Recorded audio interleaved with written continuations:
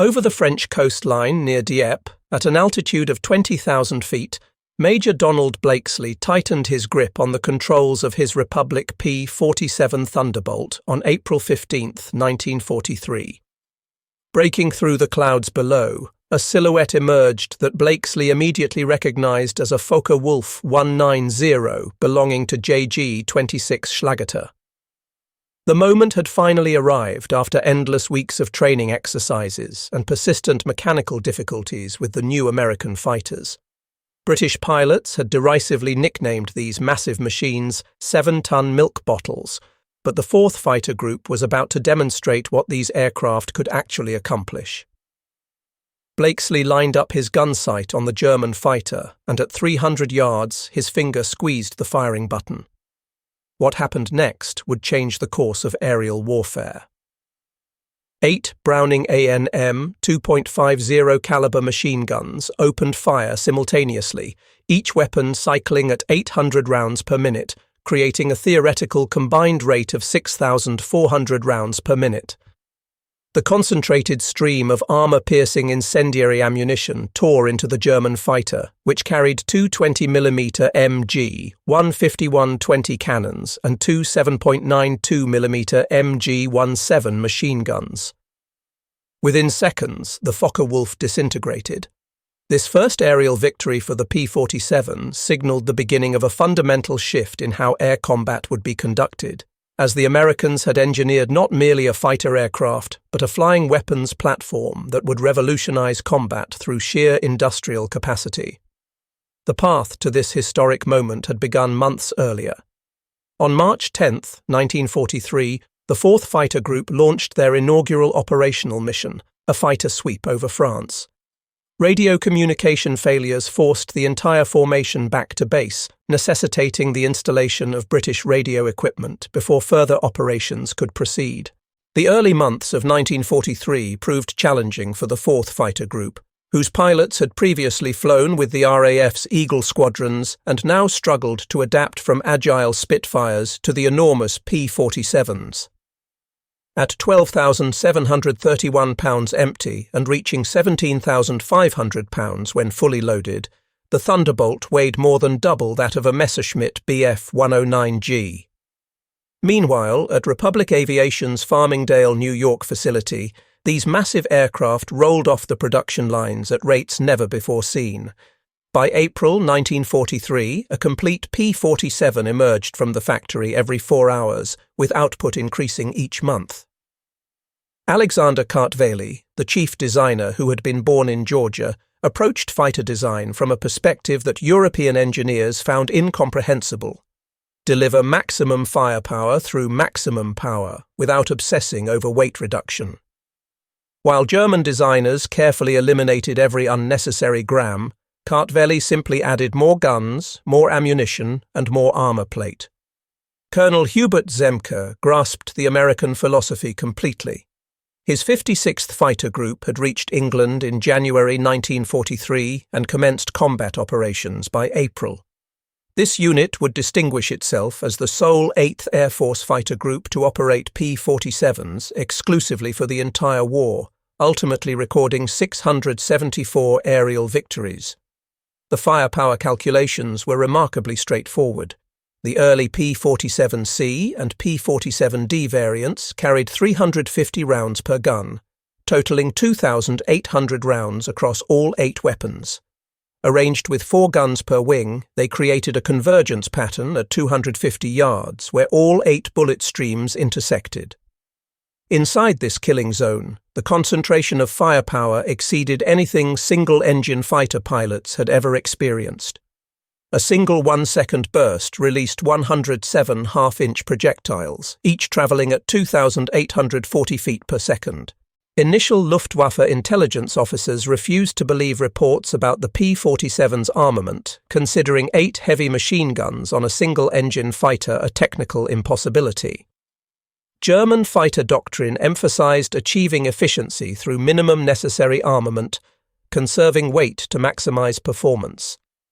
The Focke-Wulf 190A-5, which served as the Luftwaffe's primary fighter in Western Europe during spring 1943, mounted two 7.92mm MG-17 machine guns with 1,000 rounds each and two 20mm MG 151-20 cannons with 250 rounds each installed in the wing roots.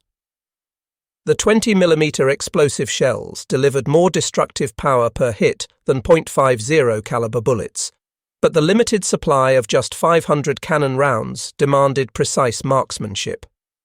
German pilots had refined their attack methods around ammunition conservation, employing short, accurate bursts at close range. This approach had worked effectively against British Spitfires and Hurricanes, which typically mounted 8.303 rifle-caliber machine guns or various combinations of machine guns and cannons with restricted ammunition supplies. After Blakesley's historic first kill on April 15th, encounters between P-47s and German fighters escalated rapidly. 2 days later, on April 17th, the 4th Fighter Group flew their first bomber escort mission, though early drop tank configuration problems with range forced them to turn back prematurely.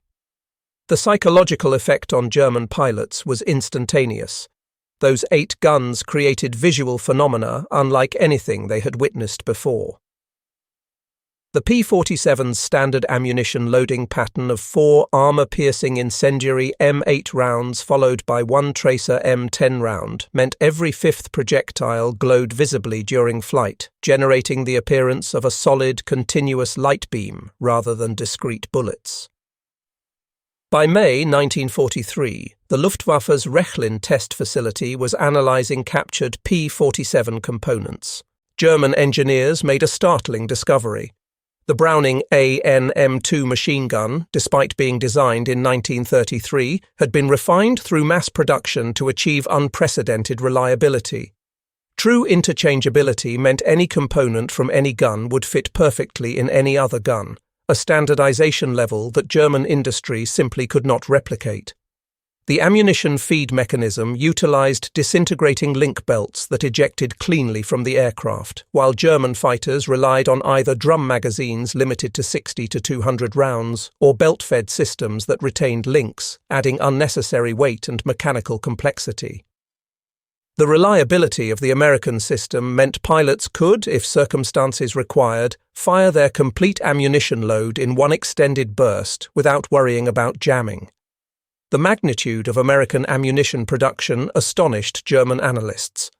By mid-1943, the 8th Air Force was generating over 200 P-47 sorties each day, with every aircraft carrying 2,800 rounds and pilots typically expending approximately 60% of their ammunition per mission. This translated to roughly 336,000 rounds fired daily, exceeding the entire weekly allocation for the German fighter force in France. The Lake City Army Ammunition Plant in Missouri had achieved production capacity of 1.6 billion rounds annually by 1943.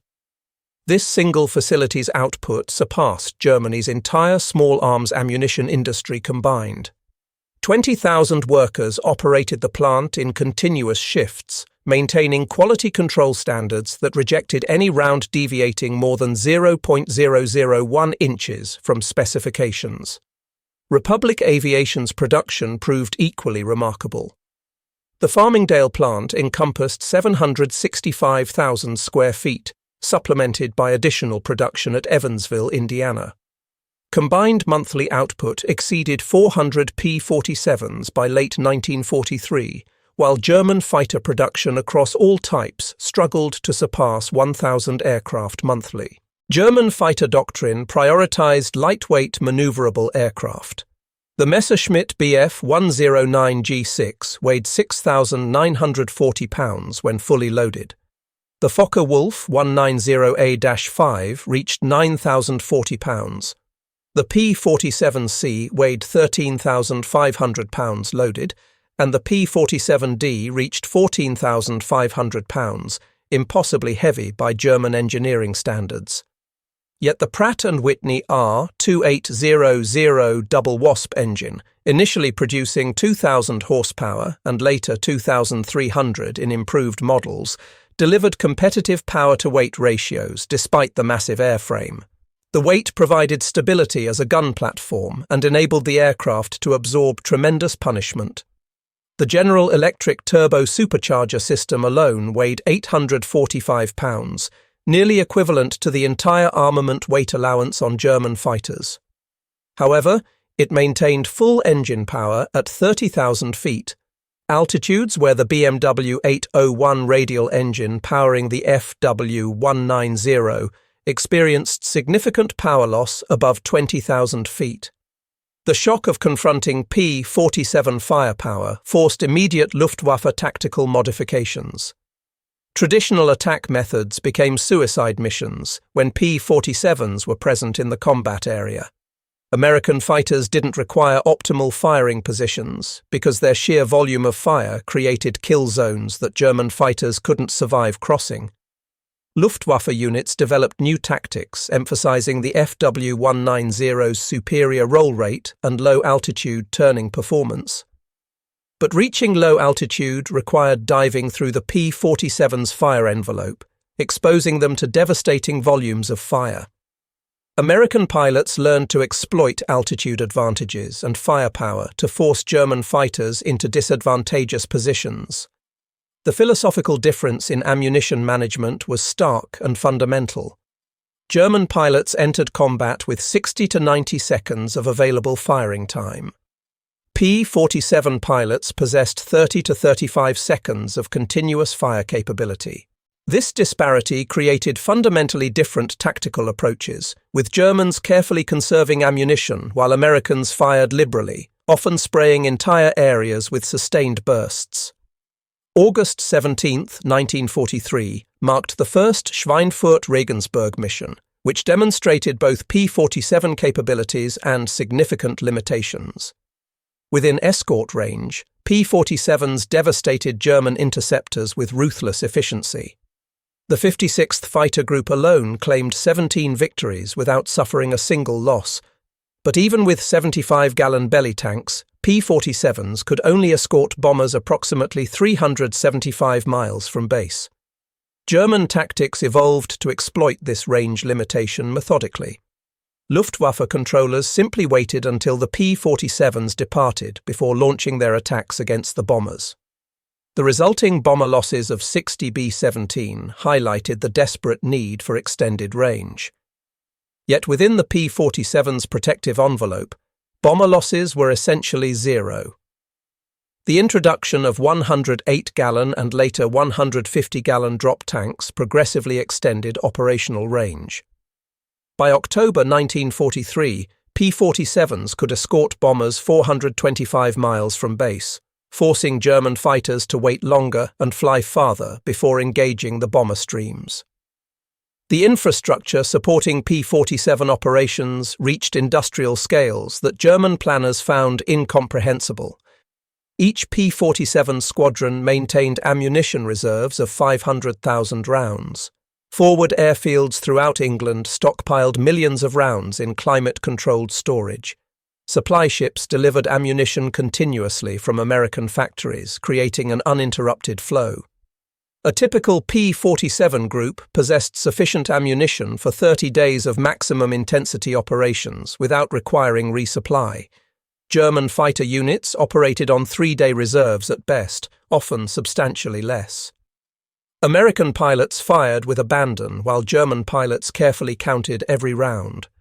Maintenance supplies displayed similar disparities. American depots maintained inventories of complete replacement engines, gun sets, and major components. Damaged P-47s could be completely rebuilt from spare parts inventories within days. German units cannibalized damaged aircraft for parts, progressively reducing operational strength even when airframes could theoretically be repaired. October 14, 1943, remembered as Black Thursday, saw the second Schweinfurt raid mark a critical turning point. While P-47s provided escort to their maximum range and claimed 21 German fighters, the bombers faced devastating attacks after the escorts necessarily departed. German pilot reports revealed growing anxiety about engaging P-47s directly. The mathematics were simply irrefutable. A German fighter staffel of 12 aircraft might possess 7,000 rounds total across mixed calibers. A single American P-47 squadron of 16 aircraft carried 44,800 rounds of heavy machine gun ammunition, with millions more rounds available in reserve storage. The firepower advantage was multiplied by dramatic training differences. American P-47 pilots arrived in combat theaters with over 400 flight hours, including 100 hours dedicated to gunnery training. They had expended thousands of practice rounds at aerial targets before ever facing an enemy. German pilot training by late 1943 averaged merely 110 flight hours before combat assignment, with perhaps 20 hours of gunnery training.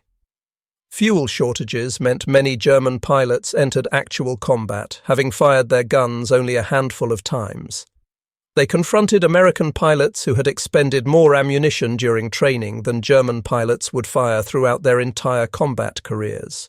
Lieutenant Colonel Francis Gaby Gabreski, who would eventually become the leading P-47 ace in Europe with 28 victories, described the tactical reality succinctly. They didn't need to be exceptional marksmen, they simply needed to position their gun sight on the target and hold the trigger down while the 8.5s accomplished the rest. By November 1943, P-47 groups began emphasizing ground attack missions after completing escort duties. The 8.50 caliber guns proved absolutely devastating against locomotives, vehicles, and parked aircraft.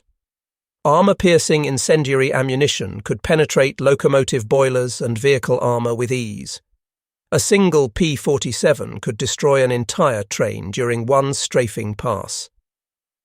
The standard attack profile involved establishing a 30-degree dive angle, opening fire at 1,000 yards, walking the rudder pedals to spray bullets across the target area, and pulling out at 200 yards. In merely 10 seconds, a P-47 could deliver 800 to 1,000 rounds into a target area stretching 100 yards in length. German transportation networks faced systematic destruction. P-47s destroyed locomotives faster than German industry could possibly replace them. By December 1943, German units actively avoided rail movement during daylight hours, specifically due to P-47 interdiction operations. The P-47's contribution to the strategic bombing campaign proved absolutely crucial. While the P-51 Mustang would eventually assume the long-range escort role, P-47s provided the initial protective shield that allowed the bomber offensive to continue despite devastating losses. By early 1944, improved P-47D variants carried 425 rounds per gun, totaling 3,400 rounds. The P-47D introduced a bubble canopy, providing improved visibility, paddle blade propeller for enhanced performance, and provisions for rockets in addition to the 8 guns. These improvements maintained the P-47's combat effectiveness, even as German fighters incorporated improvements. June 6, 1944, D-Day, provided the ultimate demonstration of P-47 dominance. P-47s flew 2,398 sorties, claiming 84 German aircraft destroyed in aerial combat and 89 destroyed on the ground. More significantly, they completely paralyzed German ground movement through sustained interdiction. The Luftwaffe managed only 319 sorties over Normandy on D-Day, while the Americans flew over 13,000. German fighters over Normandy possessed perhaps 200,000 rounds total across all aircraft. American fighters carried millions of rounds with unlimited resupply capability. P-47s created effective free-fire zones where anything moving was immediately destroyed. Vehicle columns were reduced to burning wreckage in single strafing passes. The distinctive whistling sound produced by diving P-47s, created by air flowing through gun ports and cooling ducts, became a genuine terror weapon affecting German morale. By late 1944, German fighter production actually peaked at approximately 25,000 aircraft annually. However, fuel shortages, catastrophic pilot losses, and overwhelming Allied numerical superiority meant most aircraft never flew operationally. Those few that did reach operational status faced numerical odds exceeding 10 to 1. The Messerschmitt Me-262 jet fighter provided a significant speed advantage, but not firepower superiority. Its 430mm Mk-108 cannons carried only 80 to 100 rounds per gun, totaling just 360 rounds. While devastating against bombers, the limited ammunition combined with low muzzle velocity made them less effective against nimble fighters. The P-47N variant, introduced specifically for Pacific operations, carried 550 gallons of internal fuel. This single-seat fighter carried more fuel than German medium bombers, demonstrating American industrial capability to build aircraft that defied all conventional design limitations. Final production numbers tell an unmistakable story. Total P-47 production reached 15,683 aircraft. Peak monthly production exceeded 400 aircraft from combined plants. Total FW-190 production approximated 20,000 aircraft across all variants from 1941 through 1945, with fighter variants accounting for approximately 13,000. Each P-47 was fully equipped with 8 guns and adequate ammunition supplies. German fighters increasingly flew with reduced armament due to chronic shortages. By 1945, some FW-19s operated with only 2 cannons instead of the standard 4 to conserve scarce ammunition. Republic Aviation's facilities covered over 1 million square feet of production space. German fighter production operated from frequently bombed facilities with dispersed production significantly reducing efficiency. The Lake City Army ammunition plant alone produced 1.6 billion rounds annually. Combined with other facilities, including Frankfurt Arsenal, Des Moines Ordnance Plant, and Twin Cities Ordnance Plant, American production exceeded 10 billion rounds of .50 caliber ammunition during the entire war. German ammunition production for all aircraft weapons combined totaled approximately 4 billion rounds across all calibers. Americans produced more rounds of their single heavy machine gun caliber than Germany produced of all aircraft ammunition types combined. Quality control standards differed dramatically between the two nations. American ammunition underwent multiple inspection stages, with 2 to 3% rejection rates maintaining exceptional standards. German production, increasingly dependent on slave labor using substitute materials, experienced substantially higher malfunction rates that directly reduced effective firepower. The U.S. Strategic Bombing Survey meticulously documented P-47 achievements in Europe. 3,916 enemy aircraft destroyed in aerial combat, 3,202 enemy aircraft destroyed on the ground, 9,000 locomotives destroyed, 86,000 railway cars destroyed, 68,000 motor vehicles destroyed, and 6,000 armoured fighting vehicles destroyed.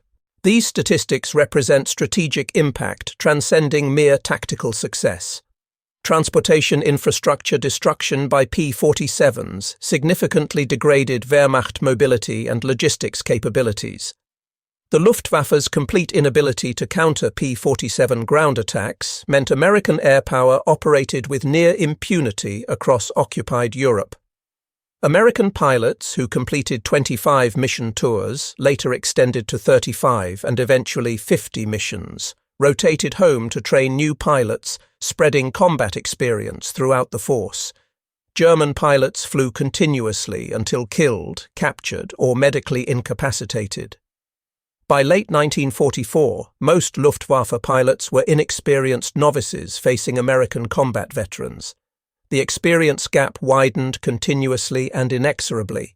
American training programs incorporated combat lessons immediately and systematically.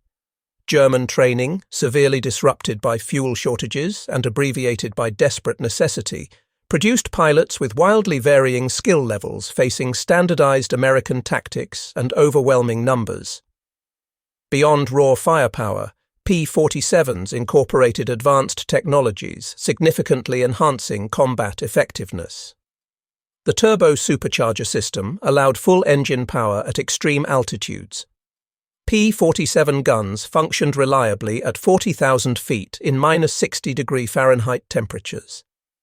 German fighters frequently experienced gun freezing above 25,000 feet, particularly with wing-mounted weapons. American logistical abundance extended comprehensively to maintenance operations. P-47 groups maintained extensive spare parts inventories, including complete engines, gun sets, and propellers. Ground crews could completely re-engine aircraft overnight when necessary. Battle damage requiring weeks of German repairs was routinely fixed within days. German maintenance became increasingly problematic as the war progressed. Spare parts shortages necessitated widespread cannibalization. By late 1944, Luftwaffe serviceability rates dropped below 50%. American P-47 groups maintained 85% serviceability rates routinely through superior logistics. American crew chiefs were extensively trained specialists with substantial technical education. German ground crews, depleted by continuous conscription, increasingly consisted of foreign workers and Hitler Youth members with minimal training and experience. P-47Es burned 100/130 grade aviation fuel, enabling higher manifold pressures and increased power output. German synthetic fuel derived from coal provided inconsistent octane ratings, reducing both performance and reliability. By late 1944, German fighters received 30 to 50 gallons per sortie when fuel was available at all. P-47s routinely carried 370 gallons internally, plus external tanks without fuel constraints. American pilots flew multiple daily missions while Germans remained grounded by fuel shortages. German pilots knew aggressive maneuvering consumed precious fuel needed for returning to base.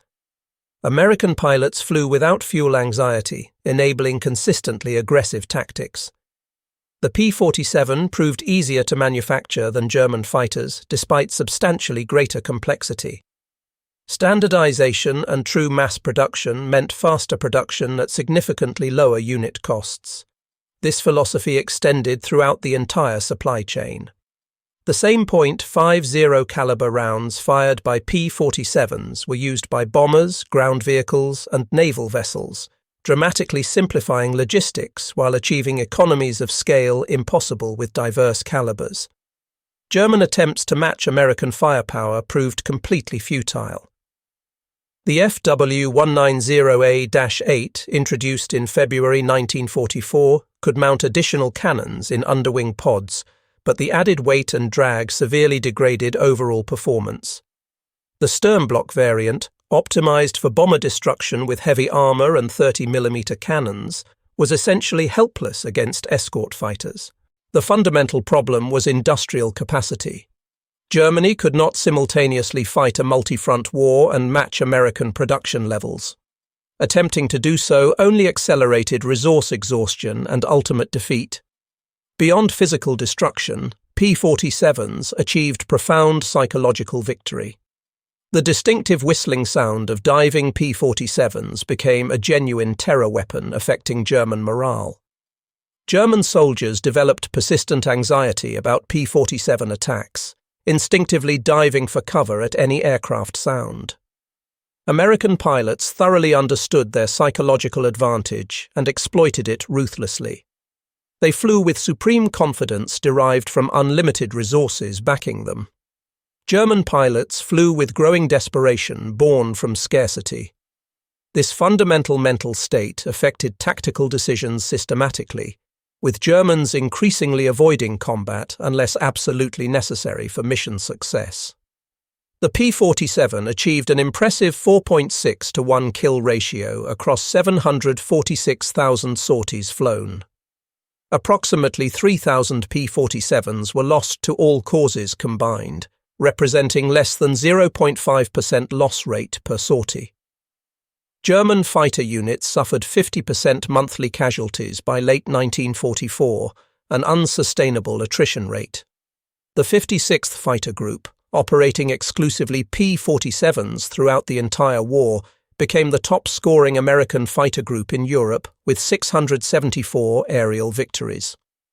This comprehensively demonstrated that supposed P-47 limitations were completely overcome by superior firepower, exceptional durability, and superior pilot training.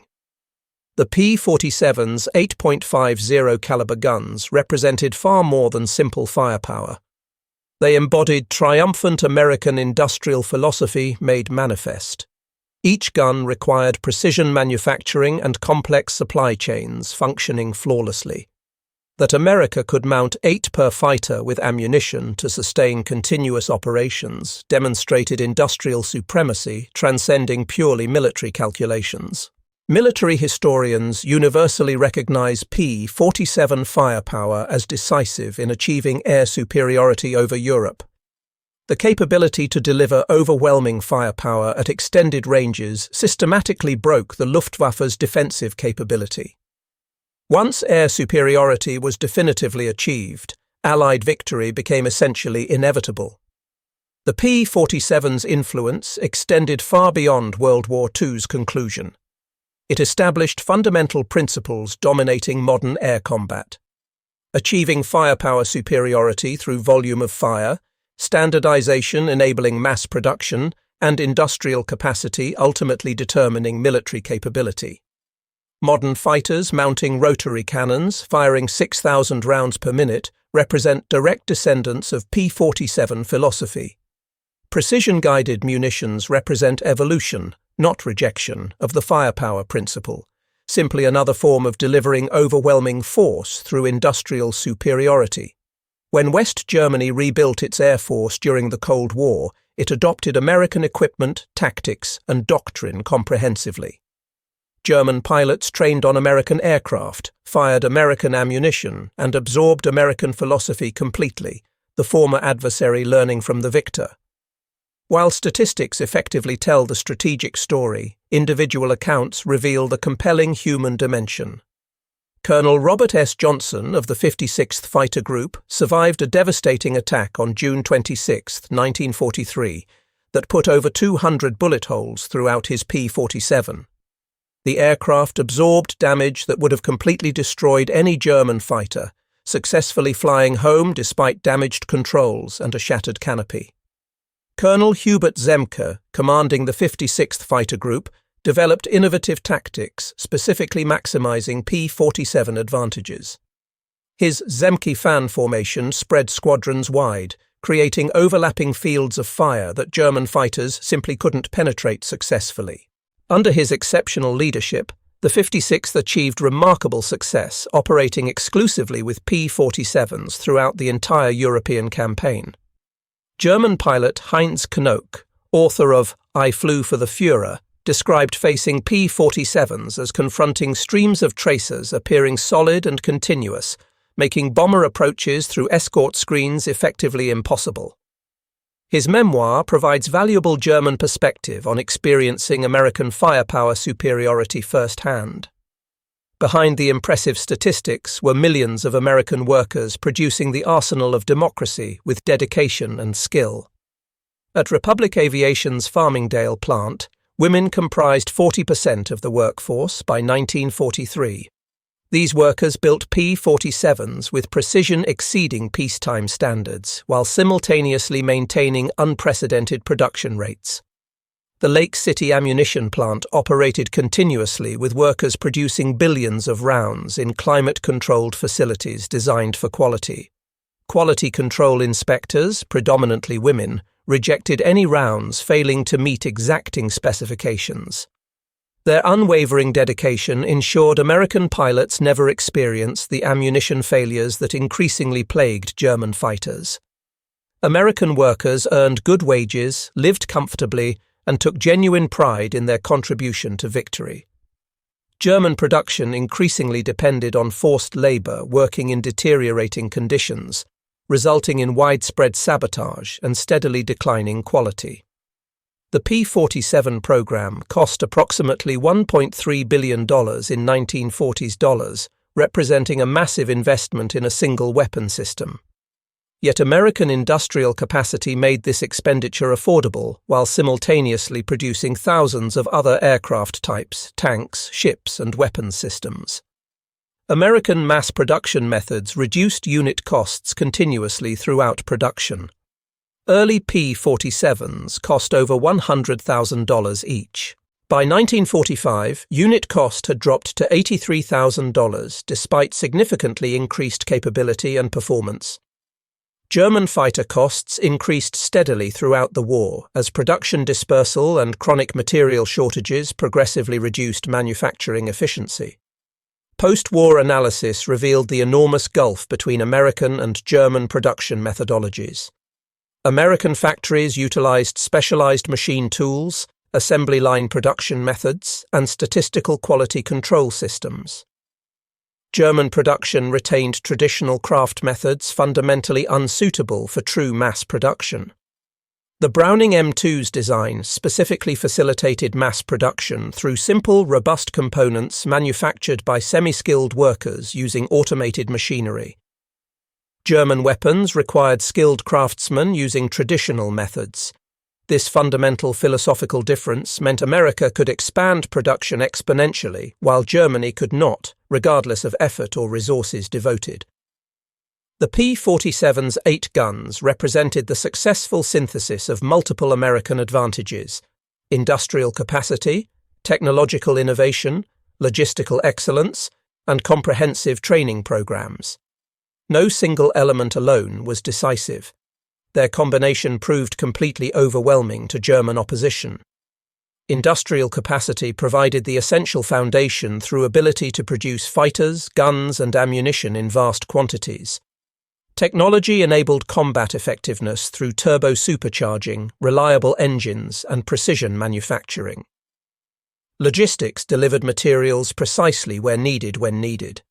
Training programs ensured pilots could fully exploit all these advantages effectively. Germany possessed many excellent pilots, innovative technology, and tactical sophistication. But without the industrial foundation to adequately support them, these advantages proved tragically insufficient against American material superiority. The Luftwaffe was ultimately defeated not by superior tactics or better pilots, but by utterly overwhelming material superiority, symbolized perfectly by 8 guns firing continuously with unlimited ammunition. German pilots facing P-47 Thunderbolts learned brutal lessons about modern industrial warfare. Their Focke-Wulf 19s, excellent fighters by all traditional standards, were simply overwhelmed by American firepower delivered through industrial production capacity. 8.50 caliber machine guns supplied with effectively unlimited ammunition represented entirely new warfare paradigms that German doctrine couldn't counter. The transformation from initial confidence through profound shock to final acceptance mirrors Germany's larger World War II experience. Initial tactical superiority based on innovation and pilot skill crumbled steadily against American mass production and material abundance. The P-47, initially dismissed as impossibly heavy and ungainly, proved conclusively that industrial might could overcome apparent tactical disadvantages. German pilots were stunned not merely by 8 guns firing in perfect unison, but by everything those guns represented: a nation capable of producing unlimited weapons, ammunition, and aircraft while maintaining quality. The FW-190 might have been superior in traditional engineering terms, but traditional terms had become completely obsolete in modern industrial warfare.